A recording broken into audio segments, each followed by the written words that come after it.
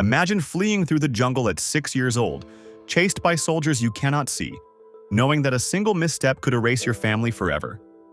Now fast forward 35 years and picture that same boy, grown, steady-voiced, holding pocket eights beneath the searing lights of the World Series of Poker main event, moments away from turning $200 into more than $8 million. This is the journey of Jerry Yang, the refugee who became a champion. Jerry was born Zhao Yang on July 24, 1967 in Vientiane, Laos, to a Hmong family already scarred by war.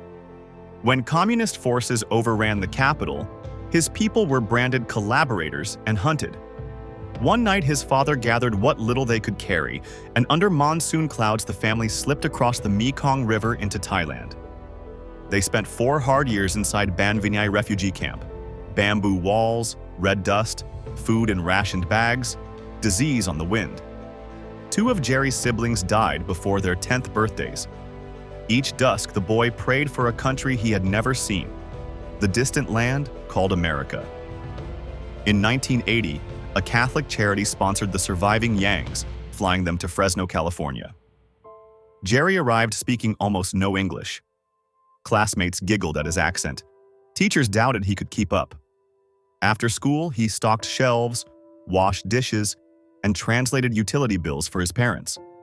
Success, he decided, would be paid for in sweat. The work paid off.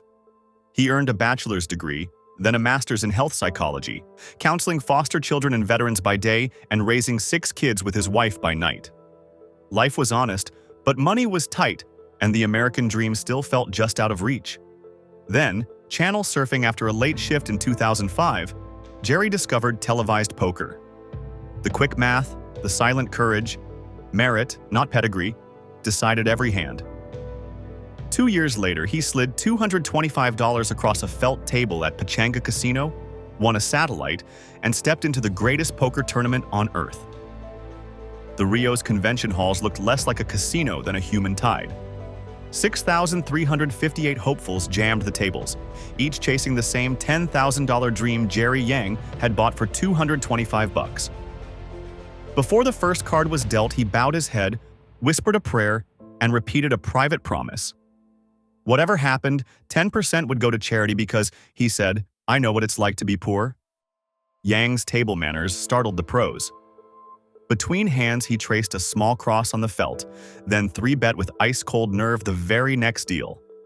Cameras caught him quoting scripture under his breath, then shoving all in over the top of a seasoned grinder with nothing but king and 10. When a fold came, he said, "Thank you," as if divinity and chip equity walked hand in hand. Reporters raised eyebrows. Yang just smiled.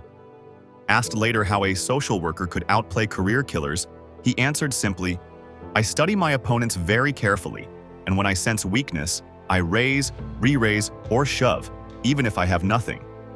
That fearless creed turned day 2 into a blur of double-ups. Short-stacked more than once, he rebuilt with surgical re-raises, grabbing blinds, antes, and belief. By day 5, he was still below average, yet every time the broadcast graphics flashed, all in and at risk, Jerry's chips came back fatter. Just before dawn on July 16th, the bubble of nerves burst. Jerry Yang had a seat at the final table, but only 8 million chips, 8th of 9. Ahead of him sat Philip Hilm with 22 million and a reputation for bullying. Flags draped every rail. Denmark, Canada, South Africa, Russia, the United Kingdom, the United States. The room felt like a World Cup on green felt. Within 20 hands, the refugee from Laos rewrote the script. Holding pocket kings, he 3-bet Hilm preflop, then called a daring all-in. The board ran blank. Kings held, and suddenly, the chip leader was wounded. 3 hands later, Yang busted Hilm outright. Ace and king outracing suited 8 and 5, and claimed the lead for himself. Momentum snowballed. Hevad Rain Khan tried a patented shove. Yang woke up with queens and snapped him in 6th. Lee Childs slow-played ace and queen. Yang trapped with jacks and sent him to the rail in 5th.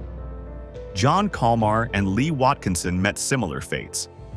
Even when Raymond Ram spiked an ace to double, Yang shrugged, reloaded, and kept firing.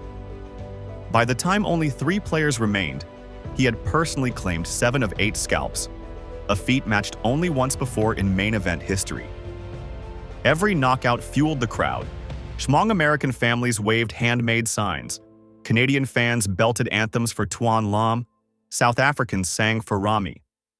ESPN's commentator whispered, "It feels like the Olympics in here." Even veteran pro Eric Lindgren muttered, "Jerry needs to keep saying those prayers." Yet under the brim of his black cap, Yang looked serenely unhurried, as though each river card confirmed a story already written. At 3 a.m., the arena lights dimmed to a single table. Rama fell in third, leaving Yang with nearly 2-1 in chips against Ontario amateur Tuan Lam. Immigrant versus immigrant, dream versus dream.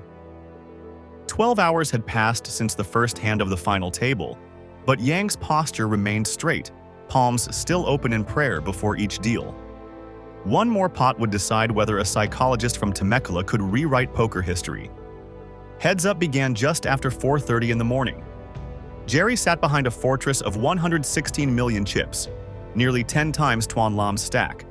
Yet poker gods have long memories. On the second hand, after a break, Lam shoved with 4 and 3 of diamonds, cracked Jerry's ace and 9, and doubled to 18 million. The room inhaled. The miracle run suddenly looked mortal. Yang responded the only way he knew: prayer, breath, aggression. Over the next 30 hands, he opened almost every button, 3-bet from the blinds, and forced Lam to fold again and again until the Canadian sat with barely 11 million. Commentator Norman Chad whispered that Yang was raising like he had a hotline to heaven, while Lam stared into the velvet and waited for help. At 6:50 a.m., hand 41, the waiting ended. All the chips rushed into the middle. Lam revealed ace of diamonds and queen of diamonds. Jerry turned over pocket eights. The flop landed queen, 5, 9. Lam's rail erupted while Yang closed his eyes. Turn 7, outs multiplied. River 6 of hearts, straight. Jerry Yang rocketed from his chair, hands raised skyward, tears catching the television glare as the Amazon room exploded in disbelief and joy. The son of Hmong refugees was the world champion of poker. The payday was $8.25 million, and Yang immediately reminded reporters of the promise he made on day 1. 10% would go to the Make-A-Wish Foundation, Feed the Children, and Ronald McDonald House, because no child should feel the hunger I felt. He never chased another multi-million score, but the victory kept paying forward. He penned the memoir All In, then opened Shobu Japanese Cuisine in Fresno, where he mentors immigrant teens between lunch rushes. And that is how Jerry Yang went from refugee to $8.38 million, turning a humble $200 buy-in into utter WSOP domination. Thanks for watching. Don't forget to like and subscribe for more incredible poker underdog stories.